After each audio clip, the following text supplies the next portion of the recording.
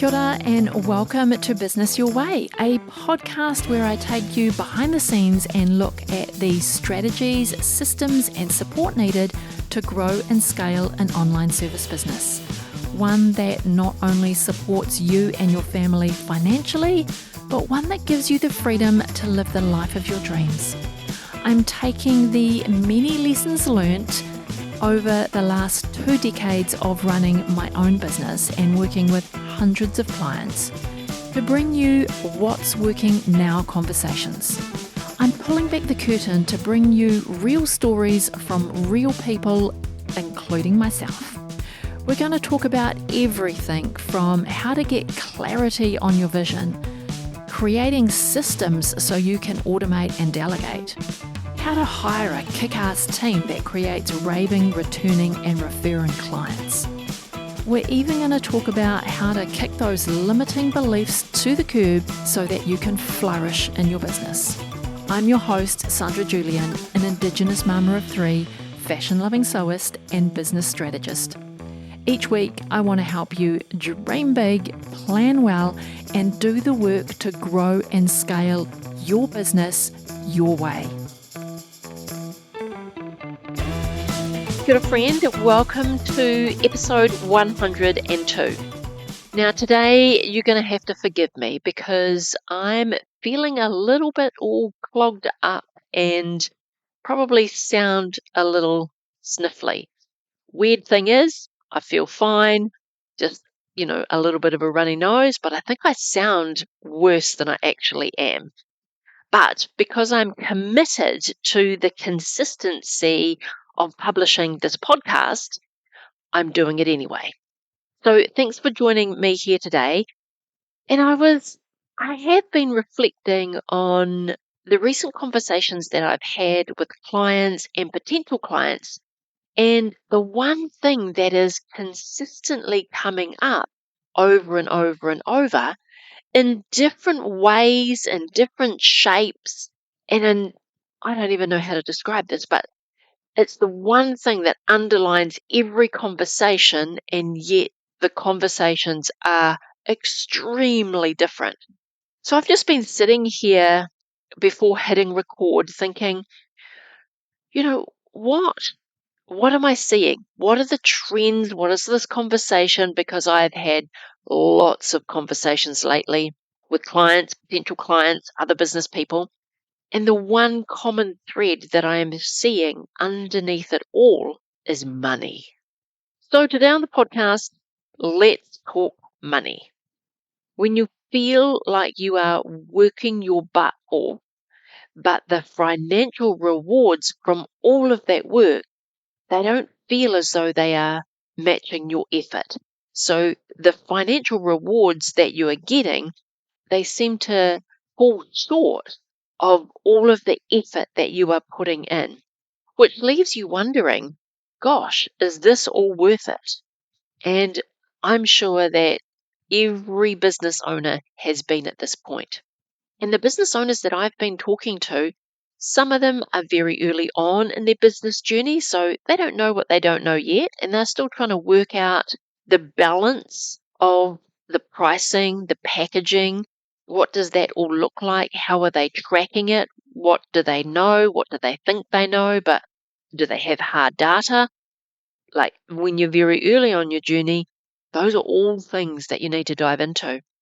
Other people that I've talked to over the last couple of weeks have been a bit more seasoned in their business journey. They've been in business for more than a few years, but the underlining conversation was money. So, and I haven't really talked money on the podcast before, so today we're going to talk money. And even though I think I'm pretty savvy with my dollars, my personal budget looks like my business budget, which when I rocked up to the bank, to get my mortgage, they were like, whoa, this was more than we were expecting. Who did this for you? I'm like, that would have been me. So, I know my financial skills and my financial capability and what I prepare, for my business and for my personal life is probably way exceeds the average person. But that hasn't made me exempt from having this underlying money issue in my business. And over the years, sometimes I've ignored it to my own peril and landed myself in a space that wasn't much fun.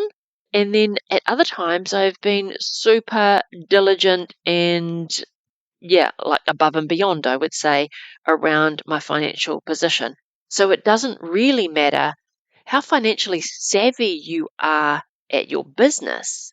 It actually comes down to how committed you are to tracking your financials and then adjusting your business accordingly.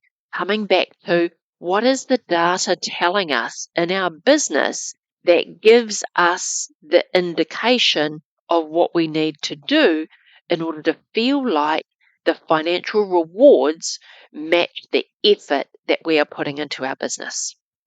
So before you go throwing spaghetti at the wall and trying to fit what you believe is your money problem, today I want to give you 4 checkpoints, and I'm going to call them checkpoints, but these are 4 areas that I really want you to pay attention to, if you like. So I'm going to call them checkpoints, things to check that you understand how these things are functioning in your business before making any adjustments. Because we can make adjustments willy-nilly in our business because it's our business and we can, so we do. But should we? Just because we can, should we? That's always a question that I come back to reflect on is just because I can do this, should I be doing this? Is this my next best move to adjust what I feel is the imbalance in my business right now?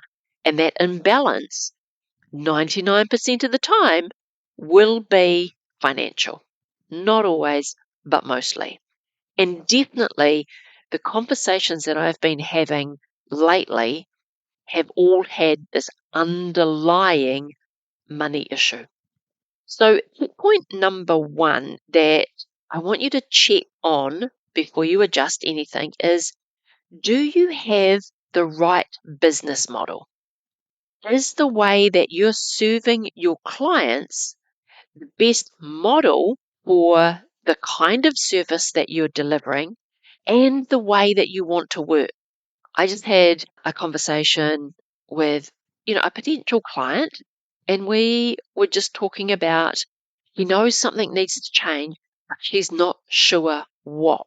And when I kind of said to her, I think it is your business model, and maybe if you took what you were doing and slightly changed your business model, then this is how that would look. This is potentially how it could operate differently, and you'd be in a better position to start scaling your operation instead of working one-on-one with different clients delivering the same thing. And as soon as we had that conversation, it was like a light bulb moment for her.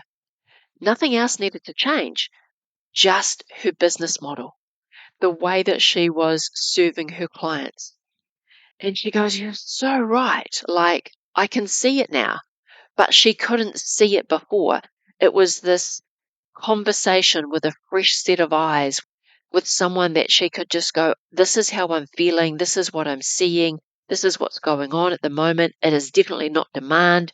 I am in demand more than I can serve, but for the effort that I'm putting in, I'm just not seeing the financial rewards.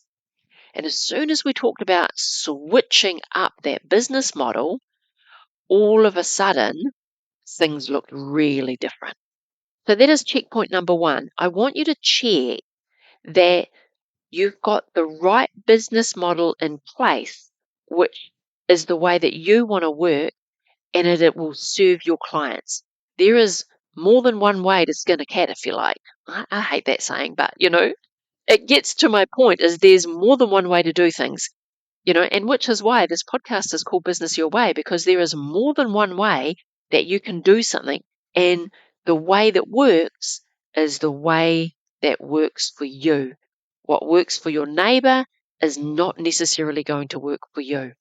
So checkpoint number 1, check your business model.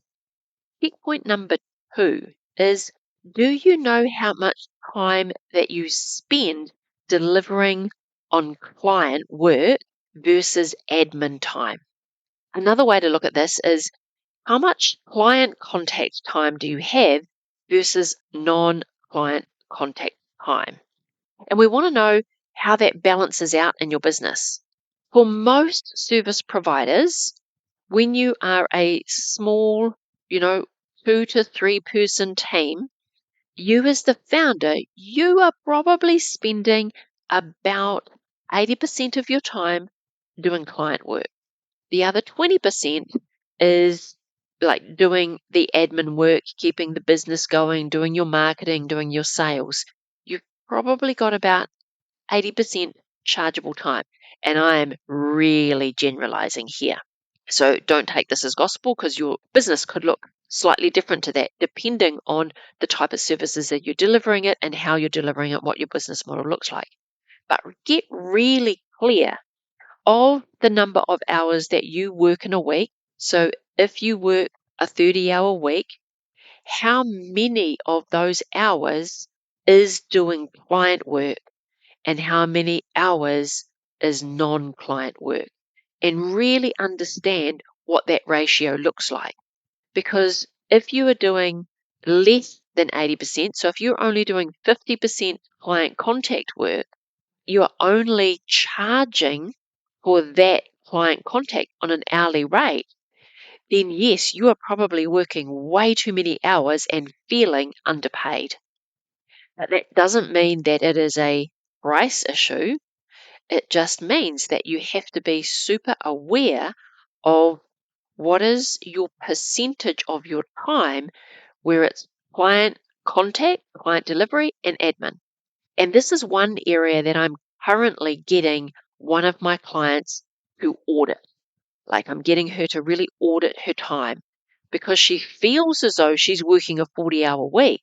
But I want her to understand how much of that is client contact time and how much of that is her just fiddling around with her business. How much of that is stuff in the back end. So she feels as though she's giving every waking moment to her business, but actually she's doing a lot of maybe unnecessary, I don't really know what that other 50% might be, but she feels as though she's working all the time but getting nowhere.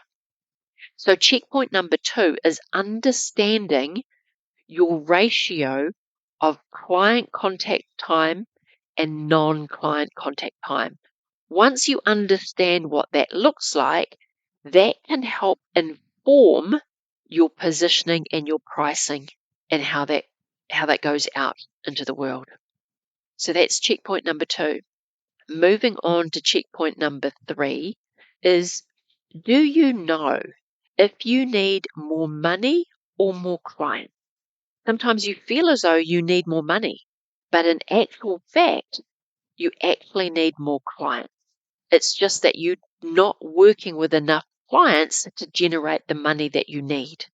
Even though you might feel as though you're spending every waking hour in your business, you actually don't have enough clients to generate the money that you need. So checkpoint 3 is slightly related to number 2, in that you need to understand, do you need more money or do you need more clients? And you'll have a better understanding of that when you dive into checkpoint 2 and know how much time you're spending on client work and how much is non-client work. So really understanding, do you need more money or do you need more clients? And checkpoint number 4 is, are all of your leads converting at 70 to 80%? And I just want to give you that percentage, because when you have your sales process dialed in for a service-based business, you should be able to convert 70 to 80% of your leads. So we want to understand, what is your conversion rate in your business? Because if that is really low, then checkpoint number 4 is where we need to pay attention to. Because If you are getting enough leads, but the conversion is out, then we need to dive into your sales process. What is going on in that? And it could be a number of things. There's not one thing that could be wrong. There could be a number of different things that is going on in your business at that point. If you're simply not getting enough leads into your business, but the ones that you do get convert really well, then we actually just know that it's a marketing problem, not a sales problem. So these are the 4 checkpoints that, is a good place to start when you feel like you are working all the hours, or for the hours that you are putting into your business, the financial returns aren't equal. The scales don't feel balanced. You don't feel as though you're getting ahead. Because when you've got the right business model and you know that your contact hours with your client compared to non-contact hours, that ratio is right for your business and your business model, and that you actually need more money, not more clients, you're getting great leads and you're converting those leads, then we know after all of that, actually, it's potentially a pricing problem. So, looking at all of these different areas of your business, it's just not one thing. And you could spend months throwing spaghetti at the wall to find out how to fix this problem. And sometimes you try and fix the problem only to create another problem. So that's why I wanted to give you these 4 checkpoints today. Say, look in these spaces first, because simply increasing your prices without positioning your product or even having your product packaged, so having your services packaged into the right product that meets your client needs, raising your prices, again, just because you have a money issue, raising your prices isn't necessarily going to fix that problem. It will just cause another problem somewhere else where you put your prices up, but because your positioning and your packaging is out, your sales conversions suffer. So sometimes we think that by simply raising our prices, we're going to fix our money problem. And that's not necessarily true. It's actually a really careful combination of the positioning of your services in the marketplace, the packaging of those services into a product that meets the client need and meets them where they're at and solves their problem, gives them their transformation. Packaging up your services will depend on where you're positioned in the marketplace. And we really want to avoid your services being a commodity. So we want to avoid your clients shopping around and choosing you based on price. So depending on where you're positioning yourself, how you're packaging your services will then come down to how you price what you offer. So all of these 3 things need to work in tandem: your positioning, your packaging, and your pricing. And if one of these things are out of whack, then all kinds of symptoms are going to show up in your business. So rather than just looking at your symptom and feeling as though if you just maybe raise your prices, you're going to fix the problem, I actually would like and really highly recommend that you take a beat, you step back, and you go through each of these checkpoints and ask yourself, do I have the right business model? What would my business model look like if I wanted to work differently? Is my business model fit for purpose? And then checkpoint number 2, do you know how much time you spend delivering client work versus non-client work? And be really clear on that ratio, that percentage. What is that for your business? And then understand, is it more money that you need, or actually is it more clients? Because if my roster was full, if I had more clients and I was working a really smart ratio of client to admin time, then I can take on 2 more clients, which would bring in X amount more income, and I'm good. So understand whether it is actually a money problem or it's just you need more clients. And then checkpoint number 4 is understanding whether it is more leads you need or whether it's more sales conversions. And unless your sales conversion is up around the 70 to 80%, that's where I would put my focus. Not necessarily getting more leads, but actually converting, because that's where you're going to reduce your time. You might feel as though you're working lots of hours and working really hard, because if you've got all the leads, but those leads aren't converting, that's a whole lot of time that you could be working smarter. If you were to increase your sales conversions, you're actually doing the same amount of work, but your sales conversions have increased, and therefore the amount of clients that you have increases, and therefore the money in your bank increases. So understanding whether it's leads or whether it's sales conversions. And then once you've gone through those checkpoints, then take a look at your positioning, your packaging, and your pricing.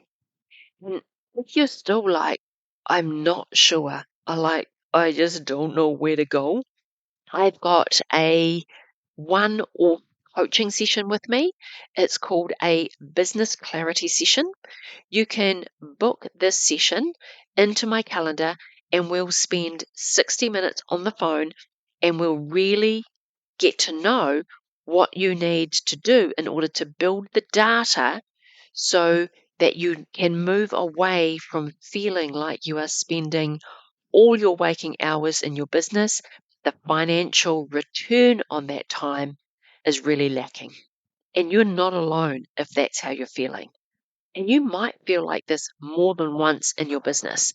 As your business grows and changes, so the way that you structure your business and your business model needs to grow and change with your business. How you package, position, and price will change as your business evolves. So these things are never static, they always evolve. So if you want someone to bounce around where you think you're at and what your best next move is, then I would really encourage you to come book a business clarity session. And let's talk about what's going on in your business and how we can move the balance of time versus money to feel like the scales are balanced a little bit more than maybe what they currently are, or how you can maximize your time for a better return of money. Because really, when we are service-based businesses, time and money are our biggest resources. We can feel as though we have very little time in our day, and we can feel as though we've got very little money in our bank to show for that. And if we can turn those two things around in your business, then you will enjoy your business and your life a heck of a lot more than maybe you're feeling right now. So if this is you, then head on to the show notes. I'm going to put a link in the show notes so that you can go and book some time on my calendar. Let's have a business clarity session and see where exactly you need to spend some time, get some clarity on so you can keep moving forward and enjoy your business and enjoy your life. All right, my friend, just before I leave you for today, I've got one thing to ask. I would really appreciate it if you could leave a review on the podcast. What that does is it tells other people that this is a really good podcast to listen to. As you go and buy products on the internet, you go and look at the reviews before you buy. And before people go and listen to a podcast, they'll go and read some reviews. So I would really appreciate if you could just take a couple of minutes out of your day and leave a review for the podcast. It would really mean the world to me, and I thank you in advance. Like, reading all of your comments would just brighten my day. So I'd appreciate if you could do that for me, and I will talk to you again next week. Before you go today, I want to thank you for being here and listening all the way to the end. All the links to this week's episode can be found in the show notes, And you can read a full blog of the episode at sandrajulian.co/podcast. If you enjoyed today's episode, make sure you hit that subscribe button and get new episodes as soon as they're released. If you'd like to reach out to me and chat about anything on today's episode or any of the previous episodes on the podcast, then I've got a link in the show notes so you can leave me a voice message or a video message. I really do look forward to hearing from you. Alrighty, have a productive week and I will talk to you again real soon.